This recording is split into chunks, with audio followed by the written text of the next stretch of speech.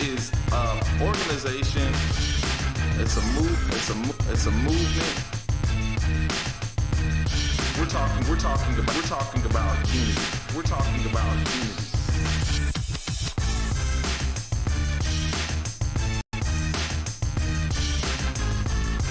So we're aimed to taking down the system of race by educating, enlightening, informing, and positively debating with those who have counterviews.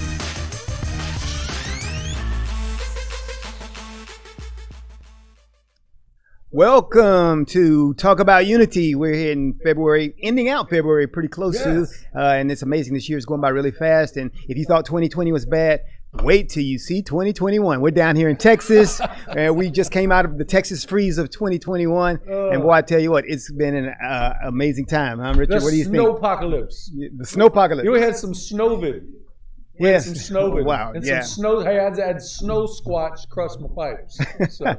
And so what we're going to do on today's show, we're going to talk about leadership. And we call this our leadership special because we're looking at all these events that have happened from the start of COVID last year to all the things that have happened in our country and definitely in Texas the last couple of week and a half because of the cold. We're talking about how does leadership play a role in this, because we think that we've got a crisis of leadership and we want to make this our leadership special. So everything that we talk about today on our show, and we're going to talk about, I guess you'd call it the K sounds, because I would say the cold, COVID, and keto. Those are our topics today. The cold, COVID, and keto. And we're going to talk about how leadership specifically plays into each one of those things. Because as John Maxwell says, and I'm a John Maxwell guy, and he says everything rises and falls on leadership. It does. And so I believe that that's true. So that's what we're going to talk about. So let's turn to and begin talking about that. Richard, tell me your story. What happened in your life with the Great Freeze? The snowpocalypse? Yeah, we call it the what do we call it? The Great Freeze, the Texas Freeze of 2021. You got to put a title on all these events now. Texas Freeze of 2021. I had so much fun watching the Weather Channel. They create all these graphics and cyber stuff and make it really sound, oh my goodness. But hey, listen, this whole winter storm was no punk at all. Had 5 pipes bust in my house, and thank God for friends that are plumbers. And so we got. You had the plumbing connection. That's huge. I had the that was plumbing hook up. Had one giant. We had all the pipes at the church and the campus. Had them all insulated, and the doors open and the heaters going. Everything's great.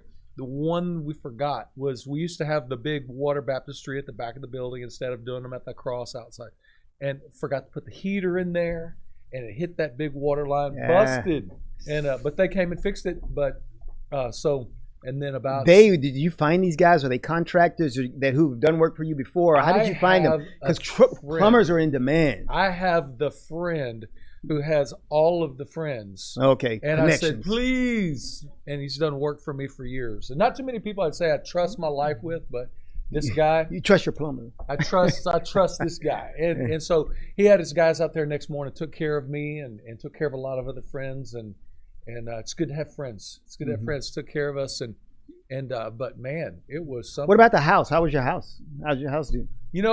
Every once in a while, I'll make a smart decision. So in our subdivision, many of the power lines are underground, and for whatever reason, I don't know if things have deteriorated over the years, but the power always seems to go out. I got tired of that. You have stuff in your refrigerator that your ice cream melts, and of course more than that. But I decided 6 months ago to get one of those big, giant, high-powered generators, and they were dragging their feet. So you're the only guy in the community with one of those? Nope. Others have those? There's a bunch of us that have it, but not everybody. Not as many that wants them now. There's a bunch of them getting them. Yeah, they want them afterwards. Yeah. So I yelled at them about a month ago and said, either you put this in or I won't have my money back. And it's amazing when you rent, and of course I don't like to do that, but they showed up the next day. You used your 6'5" and said, hey, if y'all don't come put this in. All right. And they came the next day. Keto's got you feeling kind of cocky, huh? Yeah, come on. Keto, I can. And they came and they installed it, and 2 weeks later, snowpocalypse hit.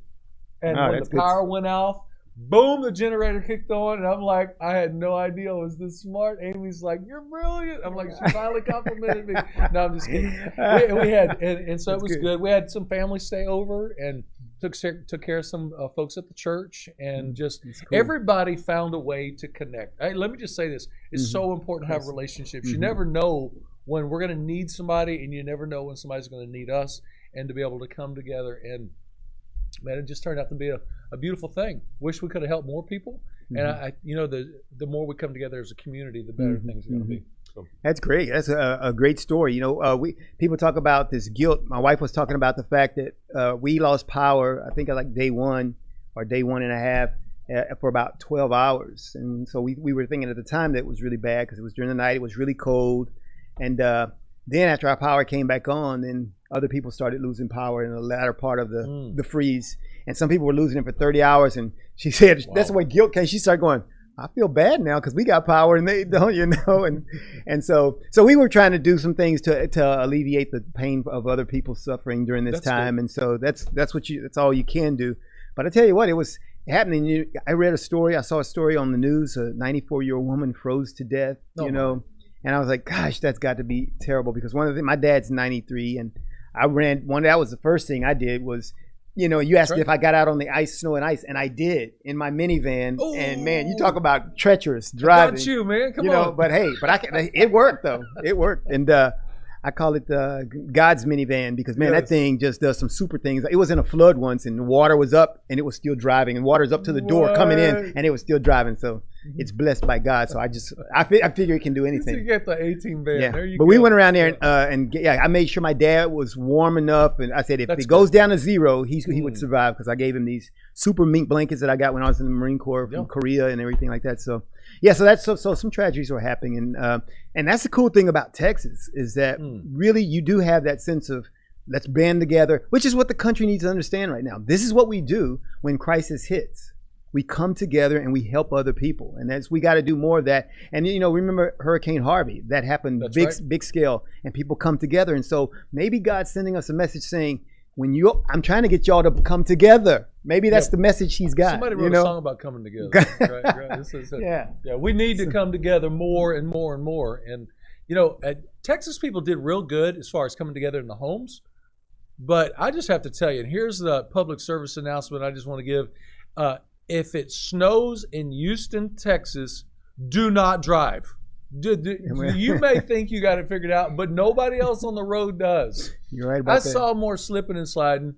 I have a Jeep with the nice big tires, and I thought, I've driven in this many times, and so I knew I wasn't going to have a problem. But I saw so many people. I'm like, there's ice on the top, and there they go, slipping and sliding like an ice skater, and hitting the walls and all that. Yeah, and we had the big one up in Dallas-Fort Worth area, right at the beginning. Goodness. That was just the beginning. That was the beginning. Which was said, Texas, get ready. Do not drive. Yeah, so that kind of happened. All right, so let's talk about, when I hit some of these other angles about it.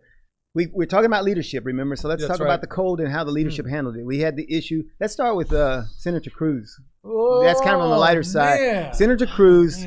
Okay, so let's look at both sides of this. Let's try to give people the benefit of the doubt where we can. Let's see the good thing. Okay, does everybody need a vacation?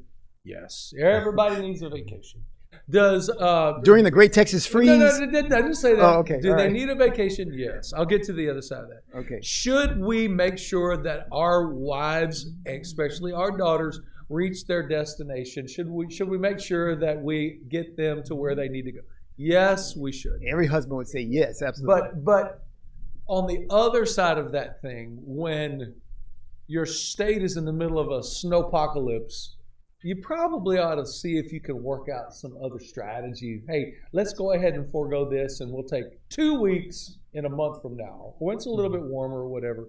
It just wasn't a good look. It wasn't a good look for Senator Cruz. And he came home quick, and he did say, that was a mistake on my part. So hopefully he learned his lesson on that thing. I personally would have bailed out on that one and told my wife and my sweet daughter, come on, let's stay home. We got work to do. So. And the one thing that is happening though is that I think people are feeling more. I've heard this a lot lately from citizens, and that is that A word, accountability.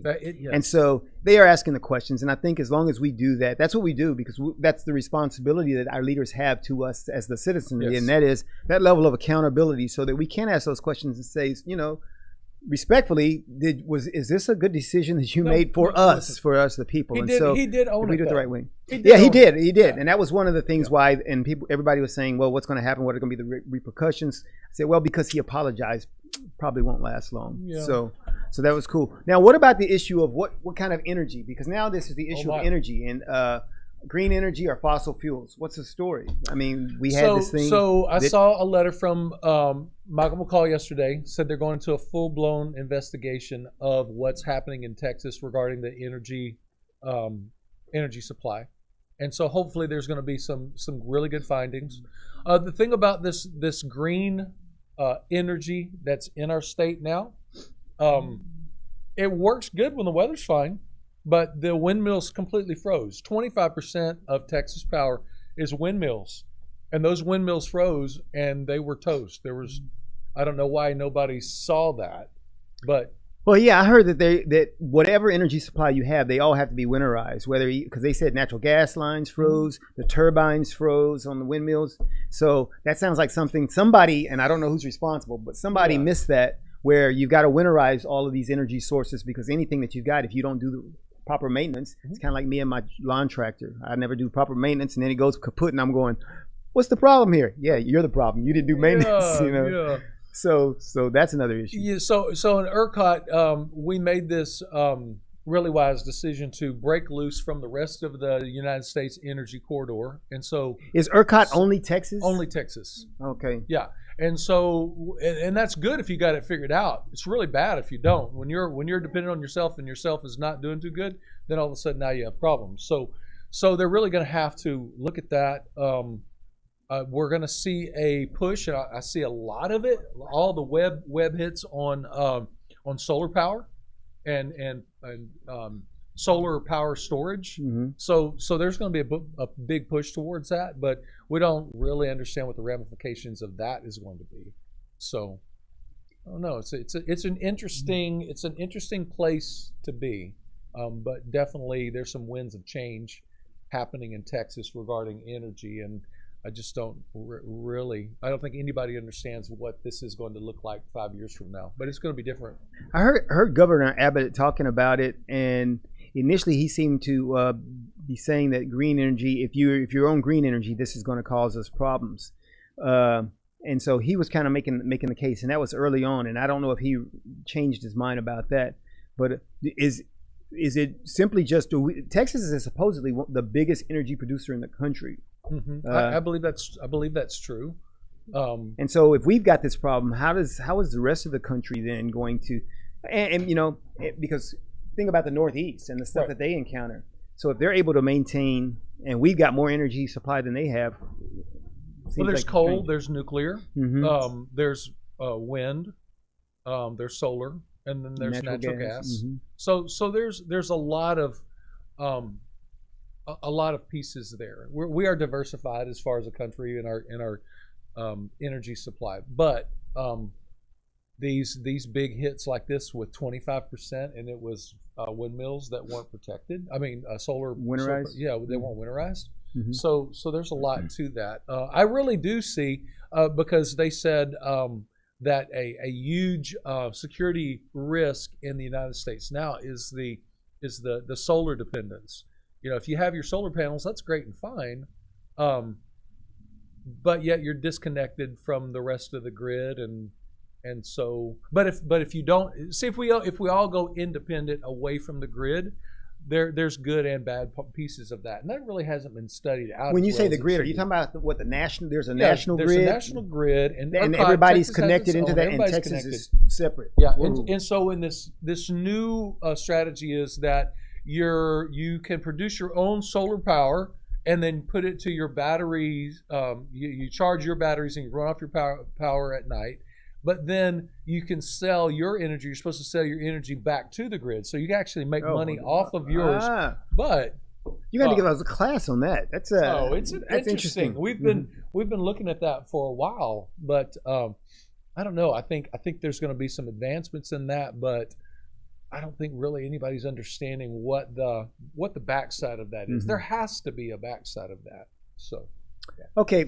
All right. Well, hey, that's good topic to start with. We're talking about the cold and how we're handling our energy. Whether or not climate change is impacted in there, and those are things that we'll continue to dialogue about. At the end of the day, I think we got a plan with God in mind. Yep.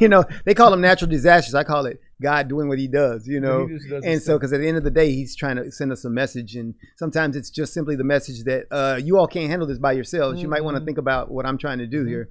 And so that's why I think when people talk about climate change, yeah, it's changed. The world is changing. Life is changing every day, and we got to be ready for it. So we come back from the break. We're going to go in. We're going to talk about where we are with COVID because, we hit a new milestone there. And so we're going to come back after the break, and we're going to talk about that. On Talk About Unity, we're talking about leadership today. It's good.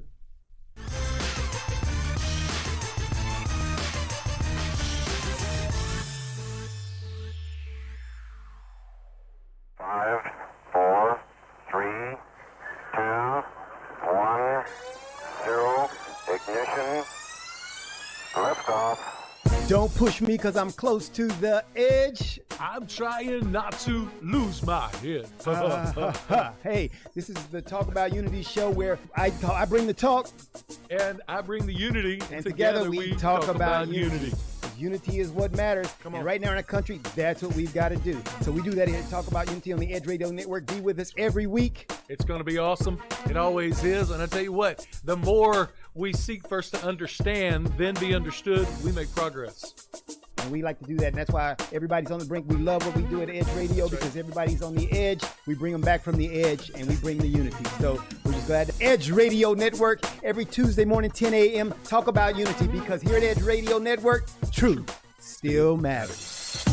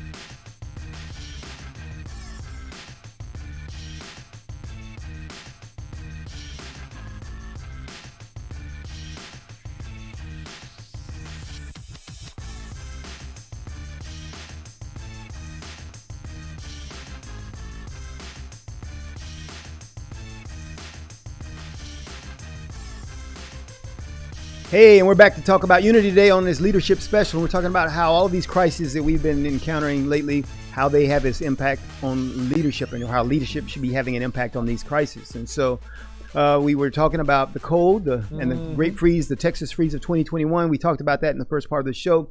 And now we want to move to something different. Recently, and that was yesterday, we just hit the 500,000 death marker for COVID in the U.S. And so that's pretty sobering when you think about it because, of course, we lead everybody. We're, I think, more than twice the amount of any deaths in any other country in the world. And so that's a pretty sobering statistic. And so a lot of leadership issues impacted there. So what do you think about our COVID and where we stand and where we're headed? What do you think?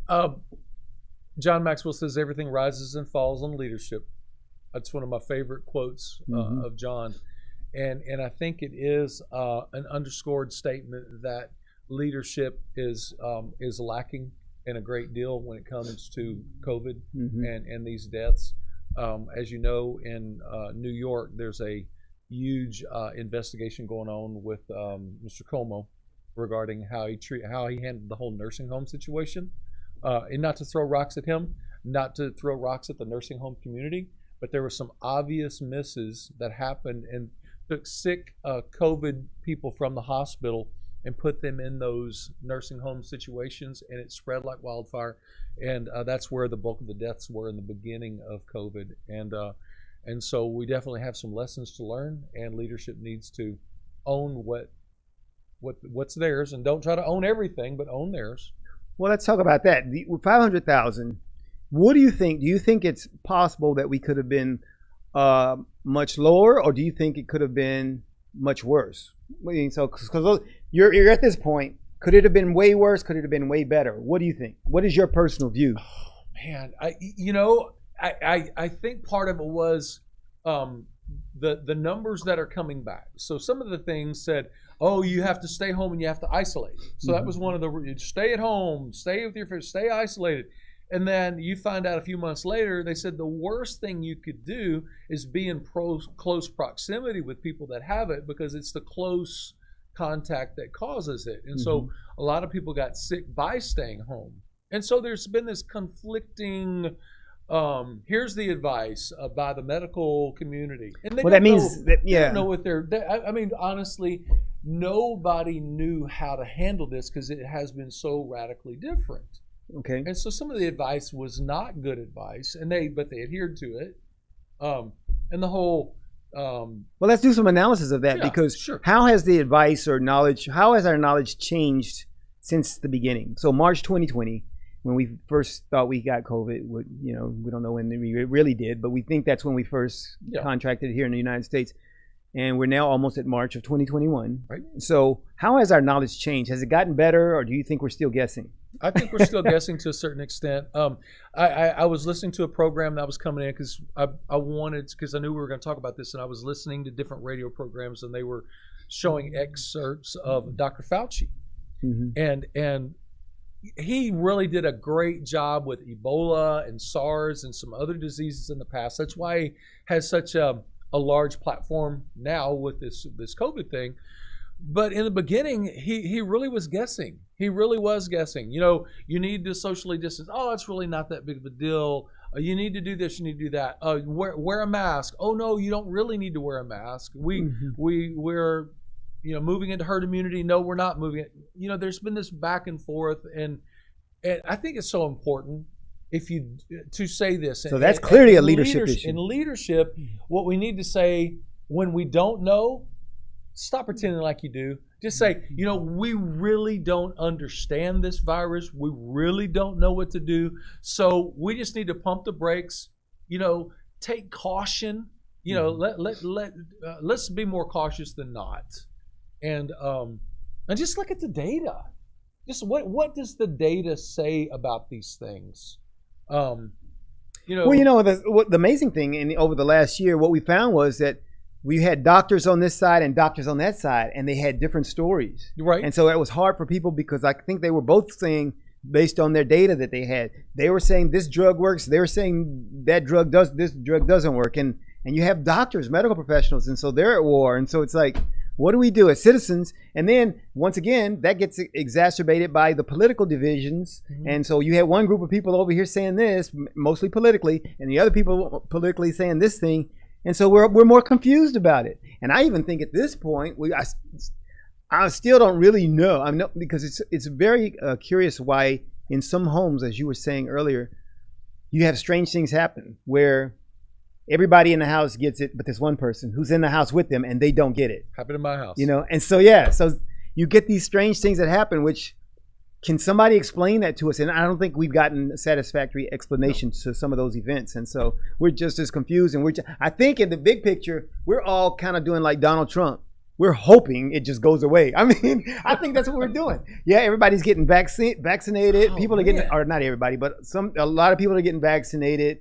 And we're thinking that's going to work. But then you hear about these new variants and these new strains of the virus, and maybe it works against it, maybe it doesn't. So that could, because Fauci is also saying we could be facing another spike. And I'm like, my goodness, so just too many people that don't know still talking. They like me. I don't know, but I'm still talking. So just look at the data, okay? The least affected population so far statistically are the kids. Right. The children are the lead. Of course, the elderly is the greatest. So we got to make everybody young again? No. So they're like, kids can't go to school. Yeah. The first people that should be vaccinated should be, if they're really going down the vaccine train, is the teachers, and then let the kids go back to school. Yeah. and let's get that segment of our population, and then the whole rules. Across the state lines, the bars can be open till 3 a.m. and on the other side they have to be closed at 9 because obvious COVID has this intelligence where it knows that it cannot infect people after 3 a.m. and 9 p.m. over here. So what's happening? So let's talk about that. Go down the education path here, because who is really responsible for that? Because we talk about how education is not federalized. It's not at a national level. It's up to the states. It's up to the states. And so you got various things happening in states. And so Texas, here in Texas, most of our kids have been back in school for a long time. Whereas in California, they're not even in school. And so is this an issue of states' rights or the states' responsibilities? And states are the ones who are making the mistakes. And this is why it's so confusing. And it's why you have some states doing well, some states doing poorly.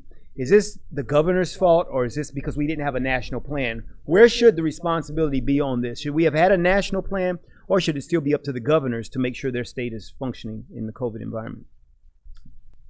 I think this is what I love about Texas. I think that the government needs to get out of the way and let people figure it out. I really do. The unseen. So let our leaders at the state level figure it out. Is what you're saying? The unseen hand of capitalism, right? All of a sudden now money answereth all things. No, it doesn't. Actually, it doesn't. If people would get out of the way and here you want to fix this whole school thing, it's this. Okay, teachers and administrators in the school, your paychecks stop today unless you get back in the classroom. They will come up with innovative ways to teach these kids. So what did I don't know what Abbott did, but what did we do in Texas? Because Texas is, I think the schools are pretty much in. I don't know exactly. And there was this back and forth, but some of the districts, they jumped right back in pretty quick. And I don't understand exactly how that all worked out. But some states, their students are still not in school at all. And have you looked at the suicide rate and the addiction rate and the child abuse rate and all these other kind of things that have happened since that? Our kids are suffering. Should we take precautions with our teachers? Absolutely. Should there be whether it's barriers or even I don't know, put the teacher behind a glass in a let's do some ventilation. I don't know what the answers are, but our kids need to be in school and our teachers need to be teaching. And if not, see, and this might be off the topic, but I'm thinking is maybe this is the way the United States was designed to work, so that you had governors who had the authority to determine how things were going to run in their states. They set up their state governments, and people, the citizens of the United States, could then decide which mode or which method they liked the best, and that's where they would move.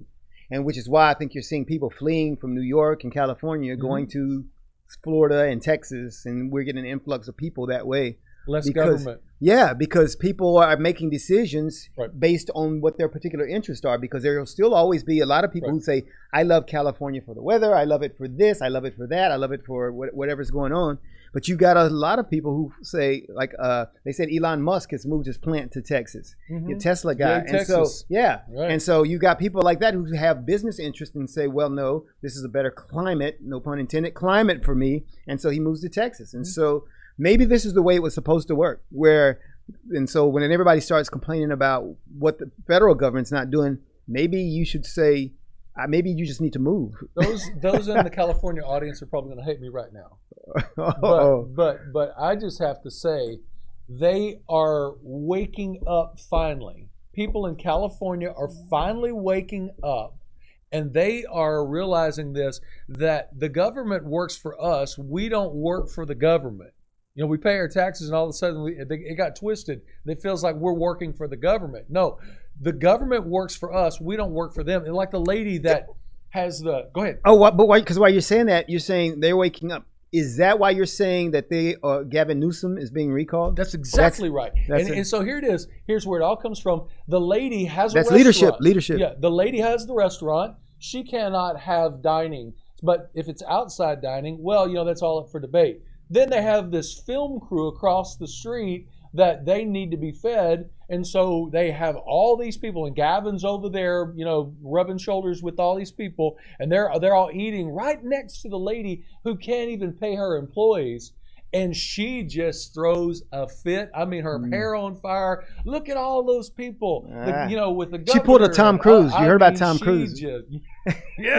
She just threw a hissy fit. Look, mine's empty, and theirs is not. And and it's the government. And it's they're playing politics. And there's a few of her that really got things stirred up. They had this it's a recall vote. 1.5 million people signed so they're it. going to have a recall vote, and who knows, they said there's so many people that want to be the governor of California right now that he might not get recalled because it's all going to get watered down on who gets what vote. But who knows? All I know, it's getting stirred up and woke up in California right now. So and so this is the segment where we're talking about COVID and the number of deaths. So I'm trying to do you think that it could have been much worse, or do you think it could have been much better? Or do you think it's about right?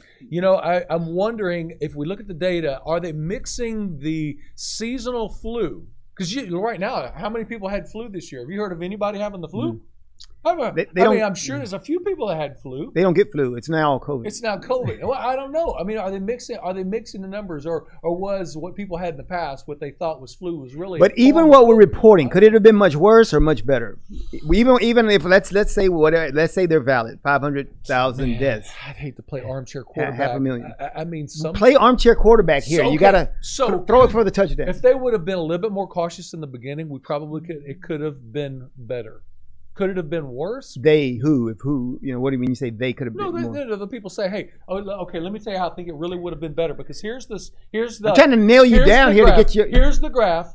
Had there not been the protests, remember all the riots when there was, okay, you can't go to a game, you can't do these other things, and you have to distance. But was there any distancing going on when there was 80,000 people piled together during the protest? I think that's where some of the things got sparked off. Okay. So that would have been all right. So there are lots of different ways things could have probably been better, and so at the end of the day, probably lots of ways it could have probably been worse or better. So we're in America. I mean, there was a lot of misses along this. Yeah. So all right, that's interesting. All right, we're gonna take a break and we're gonna come back and talk about we got a great topic coming up, because we talked about the cold, we talked about COVID. Next, we're going to be talking about keto. It's K-sounding day. Cold, COVID, and keto. And we got some really great information. We're trying to get y'all ready for Natural Nation, which follows us on the network here at Edge Radio. But man, we're going to have this segment almost every week, because we're finding out some amazing things about diet and nutrition. Because Richard's doing it, I'm doing it, and we didn't start it together, but we're on it now. And we're going to tell you about keto when we come back on Talk About Unity.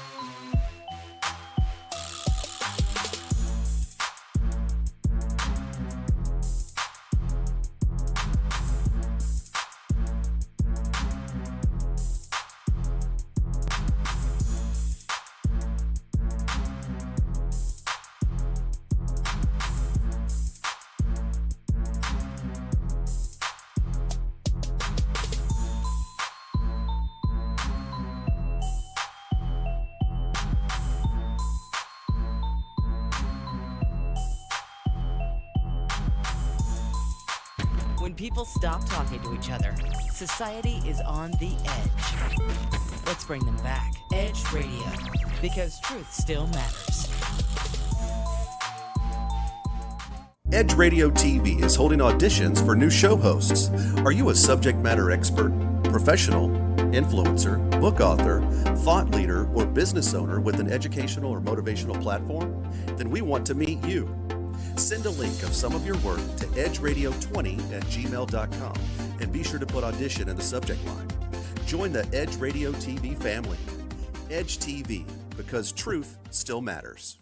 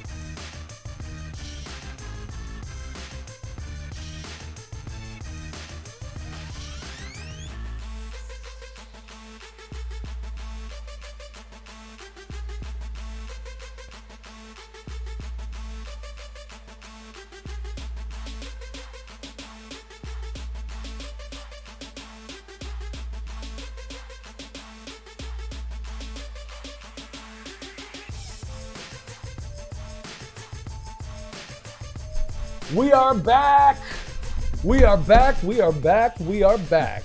We are back with E.R.A.S.E, and we are on the edge, and we're headed to the middle, so don't push me. I'm close to the edge. I'm trying not to lose my head. All right. Talk to us about that keto thing, Richard. This is a third part of our show. You are my brother we're on from keto. another mother. You have helped me. Keto. Man, I come in here, and you put these shirts on, and you're all cut and things are popping, and I'm like, man, how did you do this? What I love about we're twins. You know we're twins. What I love about a true friend is a true friend will share his secrets. And I've heard about keto. I have heard about keto, and I thought when they were I was listening, but I didn't want them to know I was listening, so I heard them say it, and I thought they said Cheeto diet. And so that didn't work. So he went and bought these chips or whatever, and that didn't work for him. I got Cheetos, my push-up going Cheetos. on. I'd lean down on the floor and bite that Cheeto and go up and bite that Cheeto, and it did not work. But when you told me about keto, and I see the results of keto, I thought, Daddy got to try something. And so you started when was about 5 weeks ago? 5 weeks, because I started keto in October, late October. After my wife was first diagnosed with cancer, I started keto and started talking about it. And I'm hearing you now say some of the same things that I was saying about how great you feel and things. So tell them kind of your story about your keto experience. I'm bumping 250 on the scale. I just said I'm big, right? He's 6'5", so it's not like a big deal. 6'5". And then this week, I weighed 220.9. Wow. Yeah. 30 and let me just tell you this. This was not hard. This was not hard at all. So it's not like a diet. It's a keto plan. It's not a diet. Lifestyle. Lifestyle. What it is. Okay. And so here's some of it. Let go of sugar. Soft drinks, especially soft drinks and sugar. Let go of bread, that's a little tough. Let go of the donuts, that's a little difficult. Let go of the carbs. Wow. That was a little difficult because I like some French fries, I like some mashed potatoes, but they have great alternatives. And I'm telling you, I went into the grocery store a couple of days ago because I love bacon, I love eggs, but you know what? You just can't survive on bacon and eggs, and you have to add fiber in your diet. Right. So I'm just telling you my journey. I went into the grocery store and was looking at labels. It's amazing how many things that you love don't have any carbs. Did you know? Hey, okay, so guess with me. How many carbs does summer sausage have? Zero. Well, you're in Texas and we love meat anyway. We're big meat eating people. So this is probably tough for people out in the West and like California where they're big. They eat fish. How many carbs are in tuna? Zero, right? Yeah. So it's pickles. So why is keto? And I'm gonna talk to you about it being a leadership issue. Why is this a leadership issue? As I was talking to Richard about this yesterday, we were talking about the fact that because he's an example. He's a pastor. He stands up in front of his congregation every week, and we all do in our various spheres of life. We are all leaders in our realms. Whether you're a parent at home, whether you're a teacher at school, on your job, wherever you are, and you don't realize it, but people are watching you. They are. And so this becomes a leadership issue, especially when people in a position like Richard's, because he's talked to me about people have been saying, what are you doing? Why are you losing this weight? And so there's an answer that he can give that's probably going to affect their lives, because the same way he was looking at what was happening with me as I was going through the keto thing, that's the way people are looking at him. And that's why it's a leadership issue, because you are making an impact on people with your lifestyle, whether you know it or not. The question is that a positive impact? And I think with keto, it is, because when people start asking, then, because our country, and you might not know this, I'm sure you do if you've been out walking amongst the masses, but we've got a serious health issue. And here's the thing. What we take often as being, this is talk about unity, folks, as we take as being issues of division because of race and other things, sometimes it's basic health issues. Yes. Because they were talking about how COVID was disproportionately impacting the minority community or the people of color community. Maybe it's because that community was already health-wise compromised. Yep. Could have been. And so when we start thinking about that, because if you look at that, then that was a big contributing factor. And so that's why we've got to make sure that we understand where we can make an impact. And I think it is in leadership and understanding this. So that's why this keto is really big and we want to talk about it. We're taking time on our show. This is Natural Nation. This is talk about unity because this impacts unity. Because if we're fighting over the fact that something's disproportionate when it's not related to that, it's related to the fact you haven't taken care of your health, then it becomes a unity issue. So that's why we're going to talk about it on the show today. And you know what one does affects all. When we get the big picture, we realize we're all the one family of God. And so we really do need to be our. See, that was the first problem. The first question God asked Cain, who killed his brother Abel. He says, "Where's your brother?" And what did he say? I don't know. I'm not my brother's keeper. Am I my brother's keeper? If he would have answered it the right way and repented, he might have not got kicked out of the garden.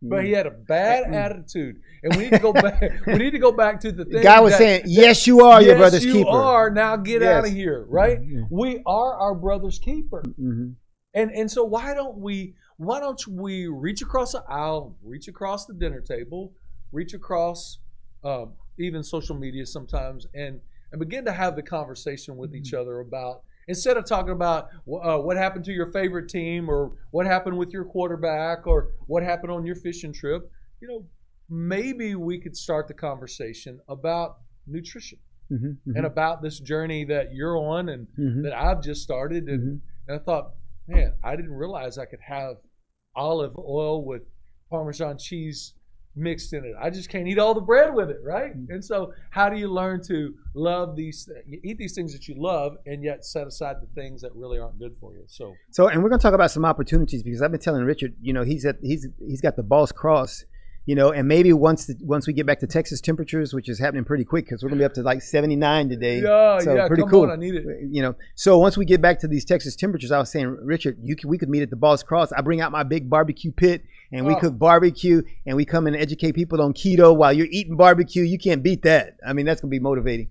So, but let's talk about some of the particulars of what it means to be keto, because I think that's the important thing. Now, Richard has talked to you about how you take out carbs, but here's the most amazing thing, which people find crazy. And look, I've been into health and fitness for a long time. If you go back on some of my web stuff, I mean, we're talking the 90s. I started doing bodybuilding, and so early 90s, 91. And so I've been doing health and fitness. Hit it real quick. I'm not going to do that. My wife didn't give me permission. All right. He told me to do it. All right. Okay. He made me do that. Honey, he made me do it. I didn't want to do it. All right. But I've been doing this health and fitness stuff for a while now. And so I was equally amazed at when my wife was diagnosed with cancer, and my brother, who had previously, Dwayne's had cancer since 2009. And he's come up with some innovative mechanisms or ways to adapt to it. And it consisted of this keto thing, because for years I've been seeing him doing it, but I wasn't ever inquiring, about it. But I was getting the knowledge of why he was doing it. He was doing it because he was trying to make his body alkaline, and by doing keto and getting the carbs out of it, he said cancer feeds on sugar. And so that wasn't ever important to me until my wife got cancer. And I was like, I said, hey, let's do this. And I looked deeper into keto and said, well, let's see if that theory is correct. And we started in October once my wife was diagnosed. And then I just realized how amazingly simple, as you talk about, how easy it is, because you're able to eat all these things. What was hard for me was going to the grocery store and buying the regular of things that I used to buy, the low fat and all this stuff. I was buying all the low fat. That was wrong. Right. I mean, I hate to say that, but that was really wrong because of the stuff that they were substituting to make it low fat. And you talk about the chemicals to make it low fat and all those things. You should have been buying the fat stuff. And that's the basis behind keto. And I'm going to tell you quickly here that in the standard keto diet is 75% fat. It's like 20% protein, and then 5% carbs. All right. So that's the way it's broken down. And of course, you can vary that. And so those numbers aren't hard and fast, but that says you're kind of you can go strictly keto, or you can cheat on your keto, as some people do. Yeah, Cheeto keto. All right. So, and you can determine what that is for you. And that's the biggest thing that I always advertise in any fitness program that I've ever done, is that your body is different from everyone else's. Yep, right. And so you need to make it work for you, because you might say, I'm going to go 60% fat. I'm going to go 35%, and I'm going to go then do 5% of the carbs. you can vary that, because my biggest thing was like I love bread, so that was hard, but that was easily gotten rid of because we found these low carb tortillas, which replace them, and man, they're delicious. And so I haven't had a slice of bread since October, which is amazing for me. That's because I could go through a loaf in a day because I was such a bread eater. I don't eat bread anymore. That's I don't either. Difficult. I don't either. It's funny when I go to the Mexican food restaurant, instead of the fried tortillas, I get a bowl of hot sauce and a spoon, and they just, my father-in-law, when we were at the Mexican food restaurant, I'm drinking hot sauce. He's like, "Oh no, I can't. I can't do that." But you just to learn how to acquire a taste for something.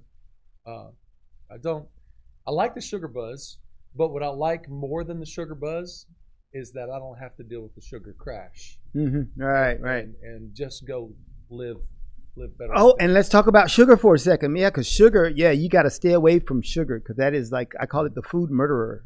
Sugar is terrible. Not to mention that I really think that is a huge part of our big cancer crisis in America, is that we've got too much sugar, and cancer feeds on that. Because what my doctor brother, I've got a brother who's a doctor, medical doctor, he says, the reality is all of our bodies have a level of cancer. We all have a level of cancer, and because it's just what they call malignant cells, and so you have cells who just go rogue. The question is, does your diet and everything feed that and make it to the point where it becomes full blown? And I think that's where diet comes in. And we've been putting all this sugar and all this processed stuff in our systems, and that's why we have this big problem here in the United States. And so with sugar, the good news is science has come to the rescue, and they've got this fake sugar, not the aspartame, none of that stuff, the Splenda or anything like that. They've got what's called erythritol, and it is great. You can find it in Walmart. You can find everything in Walmart, basically. But you go and they've got natural. It is natural. It's what they call. It comes from. Comes from the. They call it alcohol. The fruit of the alcohol that is produced by vegetation. Okay. And they take that and they crystallize it. And so it becomes solid. And like they've got brown sugar, they've got white sugar, they've got powdered sugar, all this in erythritol. Swerve is one of the brands. And you go in our house, you'll find that Swerve. I've never heard of this. It is great. Oh, it is really? So great, because if you take the granulated type, because they've got, like I said, confection powder type sugar, they got brown sugar. And if you've been off of sugar as long as I have, then it tastes to you just like sugar. Yeah. Just like sugar. It bakes like sugar. You can use it like sugar in your coffee and your whatever you're eating. And so it's amazing. And like you were saying earlier, there's no crash. There's no spike in the blood sugar level. And that allows you to do keto, and that keeps you healthy. That is the greatest thing. So it's amazing. They've got keto ice cream. Hey, we're going to talk about some more of these foods when we come back after the break. I got a lot to talk about, and we don't have much time left. So we're going to take a break, and we'll hit that as soon as we come back after the break. Talk about your diet. Keto foods. We got you coming after the break. Talk about unity.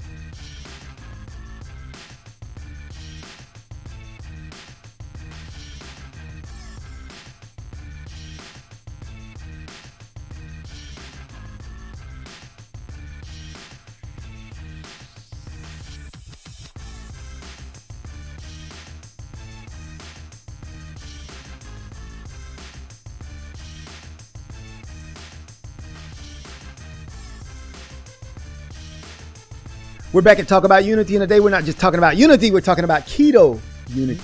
All right.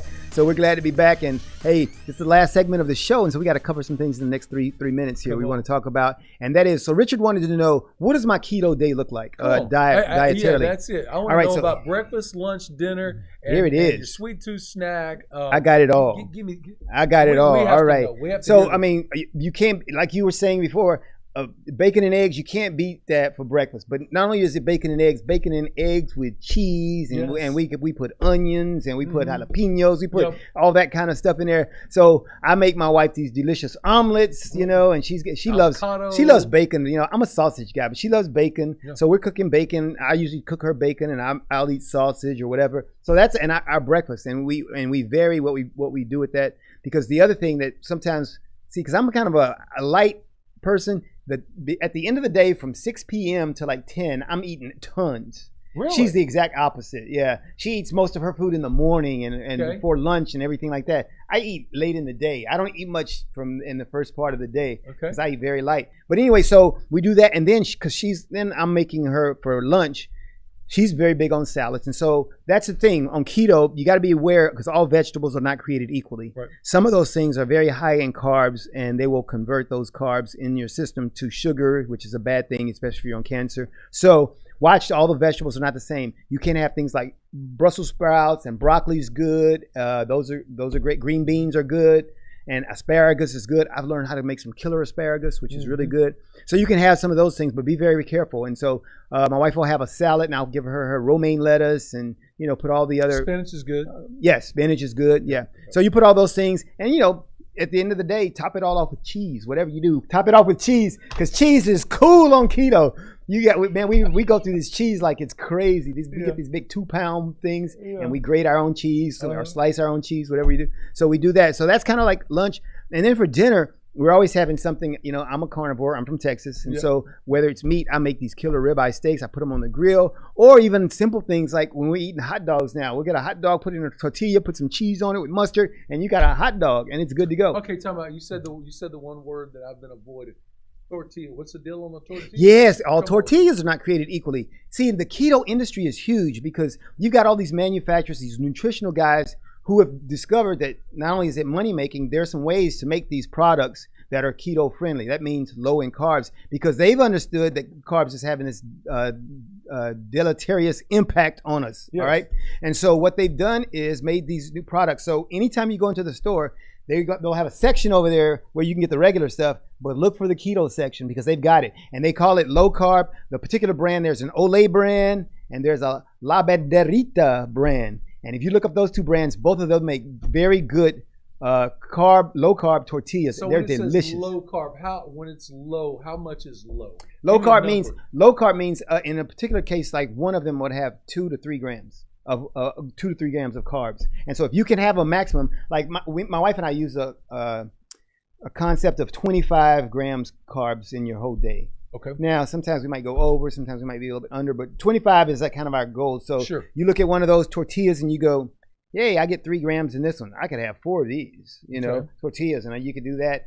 And then you go, but I got to make sure I'm not getting any other carbs anywhere else, whatever. Right. Or, So we're not sticklers about it. And that's the cool thing is, we're going low carb, but we're not sticklers in saying we're not writing down and keeping track of it, because that's like a diet plan, and we hate diets. So we're just thinking, trying to mentally think about, is this too much carbs? Because I love fruit, and so all fruits are not created equally. That's the thing you should be getting out of all this keto talk, is everything's not equal. Okay. Fruit's not different. Some fruits are good. Bananas bad. Okay. Blackberries good. Grapes bad. Strawberries good.